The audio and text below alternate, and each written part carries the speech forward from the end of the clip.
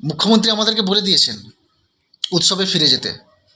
হ্যাঁ, আমরা তো উৎসবে ফিরে যেতে চাই, আর সেটা হোক নবান্ন উৎসব। আপনি ভালো মতো বুঝে গেছেন যে আপনার চেয়ার নড়বড় নড়বড় করছে, এই বুঝি গেল। আন্দোলনের মুখ ঘোরাতে চাইছেন, পূরণ করে দিন না। জুনিয়র ডাক্তারদের তাদের দাবি দাবা শর্ত সব পুরো করে দিন, ব্যাস। ও আচ্ছা, ওটা পূরণ করতে পারবেন না, কিন্তু তাদের প্রেসার দেবেন কাজে ফেরার জন্য, যদি সুপ্রিম কোর্ট বলে দিয়েছে। কিন্তু এবারে তা হচ্ছে না।